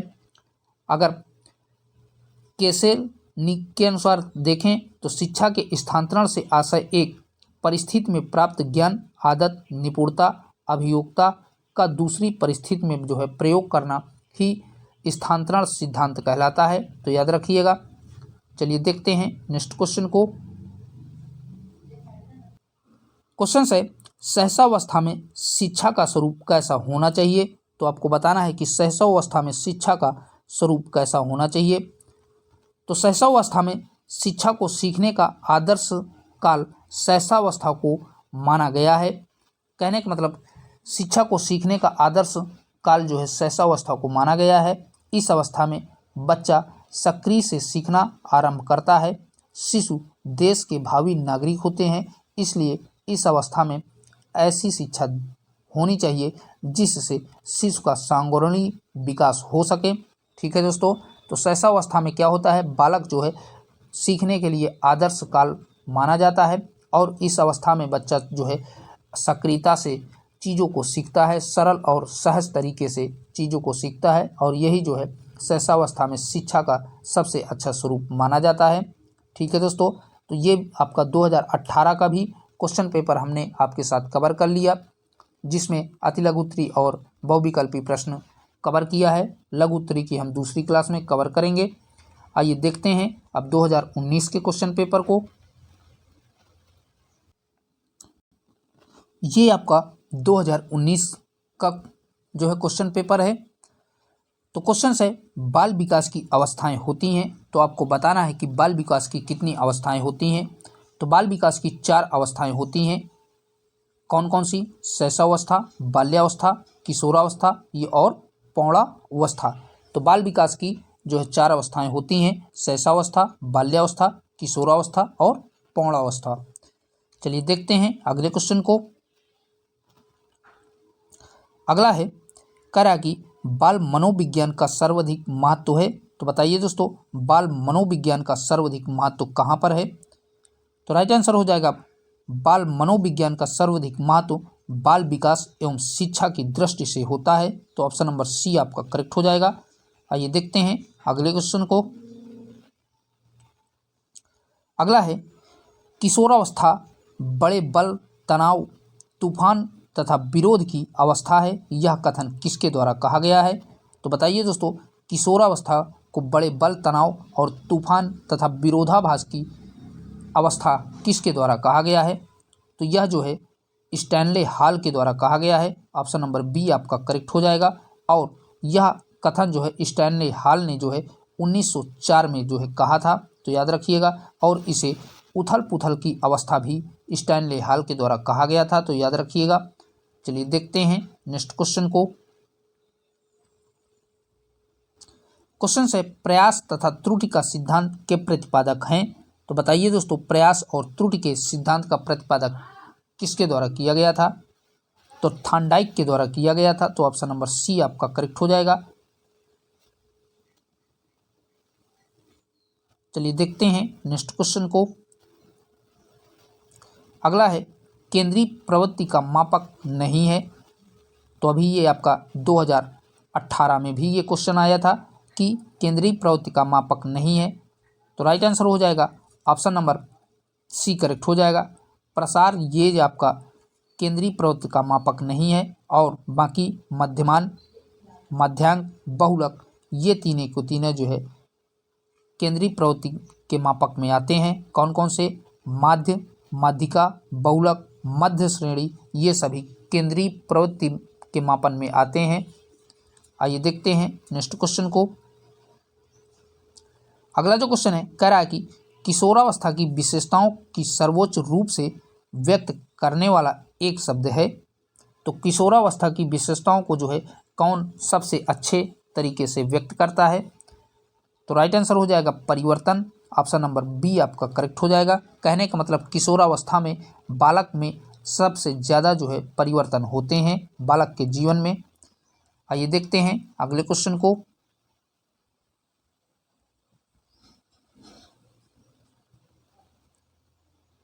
अगला जो क्वेश्चन है, बाल विकास को प्रभावित करने वाला डैश कारक नहीं है। तो बताइए दोस्तों, इनमें से बाल विकास को प्रभावित करने वाला कौन सा कारक नहीं है? पोषण, लिंग भेद, संस्कृत या वातावरण?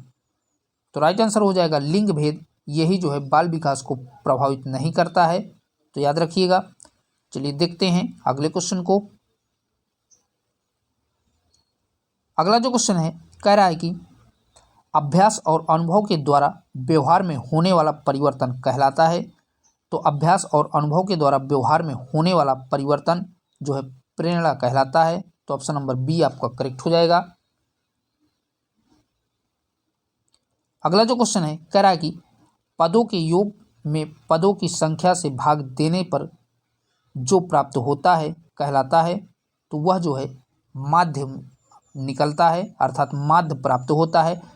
पदों की योग में पदों की संख्या से भाग दे देने से माध्य निकलता है, और गणित की भाषा में कहें तो औसत निकलता है। ठीक है, पदों की संख्या से पदों के योग में पदों की संख्या से भाग दे देने से माध्य अर्थात औसत निकलता है, एवरेज निकलता है। ठीक है दोस्तों, चलिए देखते हैं अगले क्वेश्चन को। क्वेश्चन कह रहा है बालकों में स्वतंत्रता की आकांक्षा किस अवस्था में प्रबल हो जाती है?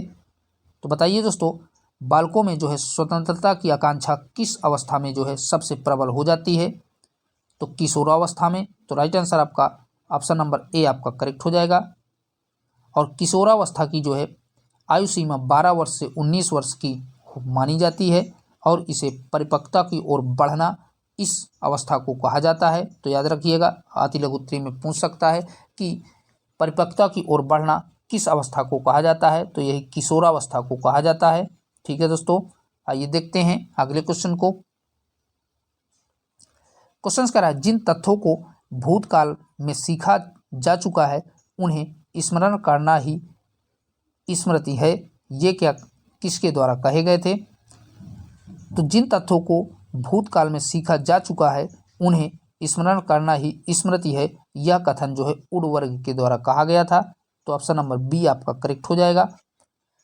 आइए देखते हैं अगले क्वेश्चन को।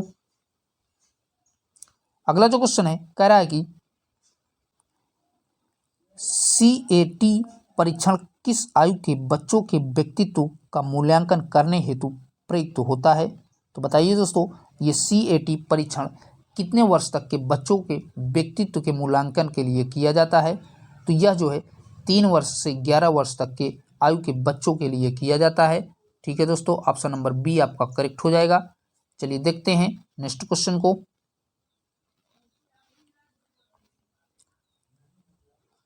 अगला जो क्वेश्चन है कह रहा है कि संवेग का प्रकार नहीं है। तो आपको बताना है कि इनमें से संवेग का प्रकार कौन सा नहीं है। तो राइट आंसर हो जाएगा ध्यान। यही जो है संवेग का प्रकार नहीं है। और बता दें कि संवेग का प्रकार ध्यान नहीं है। संवेग वस्तुतः जो है ऐसी प्रक्रिया है जिसे व्यक्ति उद्दीपन द्वारा जो है अनुभव करता है। संवेग भय, क्रोध, प्रेम, ईर्षा, जिज्ञासा, चिंता, दुख, शर्म आदि चीज़ें ये जो है संवेग के अंतर्गत आती हैं। तो याद रखिएगा कौन कौन सी संवेग के अंदर क्रोध, प्रेम, ईर्षा, जिज्ञासा, चिंता, दुख, शर्म, ये सभी की सभी जो है संवेग के अंतर्गत आती हैं। आइए देखते हैं नेक्स्ट क्वेश्चन को। क्वेश्चन कह रहा है प्रतिभाशाली बालक की बुद्धि लब्धि होती है। तो बताइए दोस्तों, प्रतिभाशाली बालक की बुद्धि लब्धि कितनी होती है? तो प्रतिभाशाली बालक की बुद्धि लब्धि 140 से अधिक होती है, तो ऑप्शन नंबर सी आपका करेक्ट हो जाएगा। चलिए देखते हैं नेक्स्ट क्वेश्चन को। अगला जो क्वेश्चन है कह रहा है कि पियाजे के अनुसार बालक के संज्ञानात्मक विकास की स्थितियां हैं, तो इसकी 4 स्थितियां जो है जीन पियाजे ने बताया है, तो ऑप्शन नंबर बी आपका करेक्ट हो जाएगा। और वो 4 स्थितियां कौन कौन सी हैं, आइए देख लेते हैं। पियाजे के अनुसार बालक के संज्ञानात्मक विकास की 4 स्थितियां हैं, जो कि पहली है आपकी संवेदी गामक अवस्था, दूसरी है आपका पूर्व सक्रियात्मक अवस्था, तीसरी है आपकी मूर्त सक्रियात्मक अवस्था, और लास्ट है अमूर्त सक्रियात्मक अवस्था। ये आप तीनों के तीनों याद रखिएगा, मोस्ट इंपॉर्टेंट हैं। ठीक है दोस्तों,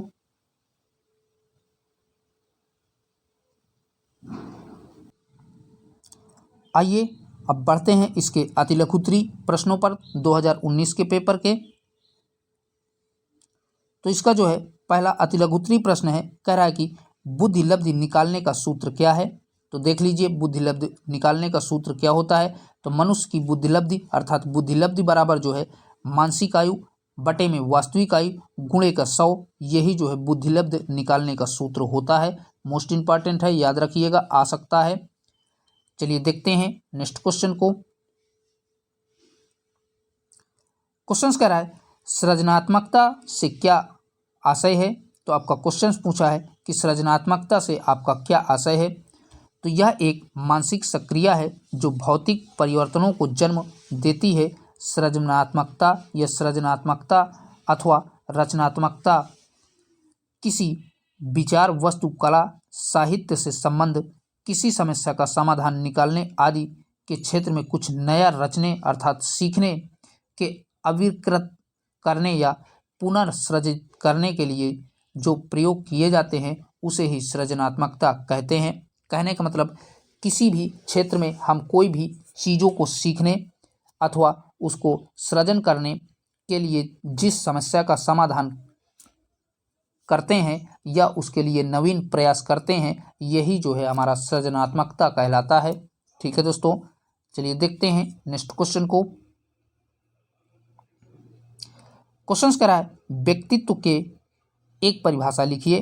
तो आपको व्यक्तित्व की परिभाषा लिखनी है। अभी व्यक्तित्व की परिभाषा हमने 2018 के क्वेश्चन पेपर में भी बताया था, तो वही परिभाषा इसमें भी आप लिख सकते हैं। चलिए देखते हैं नेक्स्ट क्वेश्चन को।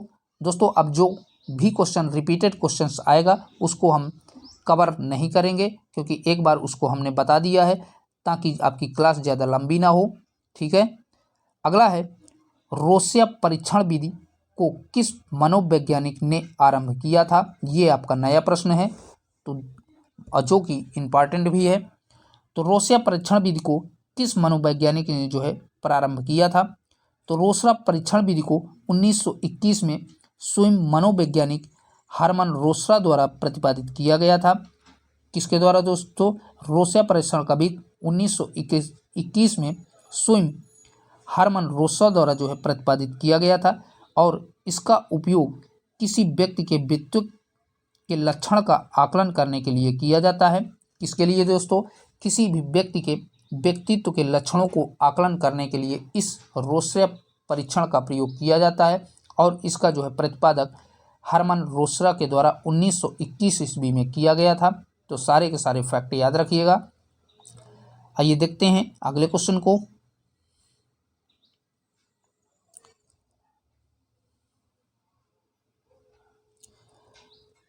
क्वेश्चन है मध्यमान का उपयोग कब किया जाता है। तो बताइए दोस्तों, मध्यमान का उपयोग कब किया जाता है।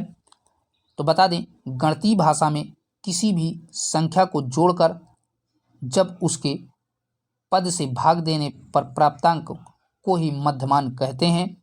तो याद रखिएगा, मध्यमान किसे कहते हैं? गणितीय भाषा में किसी भी संख्या को जोड़ करके जब उसके पद से भाग देते हैं तो उससे जो प्राप्त मध्यमान होता है उसे जो है हम मध्यमान कहते हैं। और मध्यमान का सूत्र होता है x bar equal to x1 plus x2, यानी कि जितने पद होते हैं उतने तक जो है, और बटे में जितने पद हैं उनकी संख्या से इसमें भाग दे देने से जो आता है वही हमारा मध्यमान कहलाता है। अर्थात हम कह सकते हैं कि सिग्मा x अपान में n ये जो है माध्यमान का सूत्र होता है। और इसकी जो है विस्तृत में इसके वो भी बता दीजिएगा कि यक्स बार का मतलब होता है माध्यमान, यक्स का मतलब प्राप्तांक या मूल्य, और सिग्मा एक्स का मतलब होता है मूल्यों या प्राप्तांकों से प्राप्त योग, और n बराबर होता है पदों की संख्या। तो ये सारा डाटा याद रखिएगा। चलिए देखते हैं अगले क्वेश्चन को। क्वेश्चन कह रहा है माध्यांक की कोई एक परिभाषा लिखिए। तो आपको माध्यांक की परिभाषा लिखनी है। तो माध्यांक का मतलब ही होता है मध्य में अर्थात बीच में।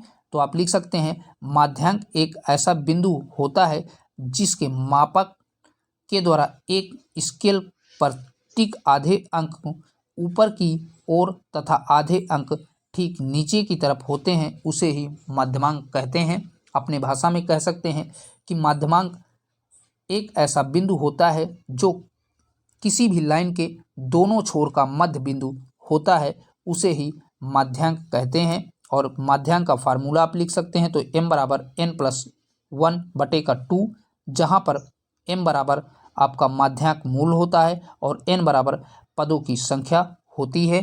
ठीक है दोस्तों, चलिए देखते हैं नेक्स्ट क्वेश्चन को। क्वेश्चन है सीखने के वक्र में सीखने में उन्नति होना किस रूप में प्रदर्शित किया जाता है। तो बताइए दोस्तों, सीखने के वक्र में सीखने में जो उन्नति होना किस रूप में प्रदर्शित किया जाता है। तो देख लेते हैं। सीखने का वक्र आपकी हेडिंग पड़ेगी, सीखने का वक्र। अब इसमें लिखेंगे जब व्यक्ति किसी कार्य को सीखना आरंभ करता है तो सीखने की गति आरंभ से अंत तक एक समान नहीं होती है। कहने का मतलब जब कोई व्यक्ति किसी भी चीज़ को सीखता है तो उसकी गति जो है आरंभ से लेकर के अंत तक एक समान नहीं होती, अर्थात वह जो है क्या करती है, घटती बढ़ती रहती है। वह किसी कौशल में शीघ्र ही प्रवीण नहीं हो जाता। उसके सीखने की गति कभी तेज, कभी धीमी और कभी बिल्कुल रुक जाती है। यदि सीखने की इस गति को एक ग्राफ पेपर पर अंकित किया जाए तो सीखने का वक्र रेखा सीखने की उन्नति या अवनति को दिखाती हुई एक वक्र रेखा बन जाती है। इसी को सीखने का वक्र रेखा कहा जाता है। कहने का मतलब जब कोई भी व्यक्ति या बालक किसी भी चीज़ को या सीखता है तो उसके सीखने की गति एक समान आरंभ से लेकर के अंत तक नहीं होती है। वह कभी रुक जाती है, कभी घट जाती है या कभी बढ़ जाती है। तो इसी को अगर हम एक पेपर में लिखें या ग्राफ के माध्यम से बनाएं तो यही जो है ग्राफिक सीखने का वक्र रेखा कहलाती है। तो आप अपने शब्दों में इस प्रकार से लिख सकते हैं। ठीक है दोस्तों, चलिए देखते हैं अगले क्वेश्चन को। अगला जो क्वेश्चन है कह रहा है कि बालक की बुद्धि कब रुक जाती है। तो बताइए दोस्तों, बालक की बुद्धि किस अवस्था अर्थात किस वर्ष तक जाने के बाद रुक जाती है। तो बता दें, बालक की बुद्धि के विषय में समस्त विद्वान इस प्रकार या इस बात को स्वीकार करते हैं कि बालक की बुद्धि 25 वर्ष की आयु में पूर्ण होने पर जो है स्थिरता प्राप्त कर लेती है, अर्थात रुक जाती है। कितने वर्ष में? 25 वर्ष पूर्ण होने के बाद बालक की जो है बुद्धि का विकास होना रुक जाता है। ठीक है दोस्तों, आइए देखते हैं अगले क्वेश्चन को। क्वेश्चन से TAT का संबंध किससे है। तो आपको बताना है कि TAT का संबंध किससे है। तो TAT का संबंध व्यक्तित्व परीक्षण से है, तो याद रखिएगा। और इसका प्रतिपादन जो है मरे और मार्गन ने किया था TAT का, तो याद रखिएगा। और इसका जो है संबंध व्यक्ति के परीक्षण से है। चलिए देखते हैं अगले क्वेश्चन को। अगला जो क्वेश्चन है, स्मृति का मुख्य कार्य क्या है। तो बताइए दोस्तों, स्मृति अर्थात याद करने का मुख्य कार्य क्या है, मेमोरी का मुख्य कार्य क्या है। तो इसमें आप लिख सकते हैं कि वो प्रक्रिया जो अनजाने में काम करती है और सूचना को पुनः प्राप्त करने की प्रक्रिया को तेज करने में मदद करती है, स्मृति कहलाती है। और स्मृत शब्द का शाब्दिक अर्थ ही होता है याद करना। तो लिख सकते हैं कि स्मृत शब्द का शाब्दिक अर्थ होता है याद करना, और स्मृति के द्वारा हम भूले हुई चीज़ों को याद करते हैं, यही जो है हमारी स्मृति कहलाती है। ठीक है दोस्तों, चलिए देखते हैं अगले क्वेश्चन को। अगला जो क्वेश्चन है कह रहा है कि संक्रिय स्मृति से आप क्या समझते हैं। तो बताइए दोस्तों, संक्रिय स्मृति से क्या आशय है। तो आप लिख सकते हैं, सिगमंड फ्रायड के अनुसार हम विकृत की क्रिया द्वारा अपने खुद के अनुभव को स्मृति से निकाल कर लेते हैं। सक्रिय विकृत का कारण व्यक्ति है, वह स्वयं ही किसी बात को भूलने का प्रयास करके उसे भुला देता है। तो ये आपका संक्रिय स्मृति की परिभाषा हो जाएगी। ठीक है दोस्तों, आप अपने शब्दों में भी इसे लिख सकते हैं। चलिए देखते हैं अगले क्वेश्चन को। क्वेश्चन से अभिप्रेरणा का क्या अर्थ है। तो अभिप्रेरणा का अर्थ जो है आपको बताना है। तो अभिप्रेरणा जो है एक संक्रिय है जो जीव को कुछ करने के लिए प्रेरित करती है। अभिप्रेरणा का अर्थ किसी व्यक्ति के लक्ष्योन्मुख व्यवहार को सक्रिय या ऊर्जावान करना ही जो है अभिप्रेरणा कहलाती है। ठीक है दोस्तों, आइए देखते हैं नेक्स्ट क्वेश्चन को। अगला जो क्वेश्चन है कह रहा है कि हल के अनुसार सीखने की प्रक्रिया का आधार क्या है। तो बताइए दोस्तों, हल जो है, जो शिक्षा शास्त्री थे उनके द्वारा सीखने की प्रक्रिया का आधार क्या है। तो हल के अनुसार सीखने की प्रक्रिया का आधार आत्म संयोजन है। तो याद रखिएगा क्या है, आत्म संशोधन है। अब इसमें जो है इन्होंने बताया था कि सीखने की प्रक्रिया में 6 अलग अलग घटकों की इंटरवैक्टिक प्रक्रिया शामिल होती है। उच्च क्रम पर स्मृति, ध्यान, भाषा, प्रस्मरण, लेखन और संगठन। सीखने के लिए ये सभी घटक एक दूसरे से परस्पर क्रिया करते रहते हैं। कौन कौन से? उच्च क्रम पर स्मृति, ध्यान, भाषा, प्रस्मरण, लेखन और संगठन, ये सभी एक दूसरे से परस्पर क्रिया करते रहते हैं और इसे ही जो है परस्पर क्रिया को हल ने जो है बताया था। तो याद रखिएगा। आइए देखते हैं अगले क्वेश्चन को। क्वेश्चन कह रहा है सीखने की कोई एक परिभाषा लिखिए।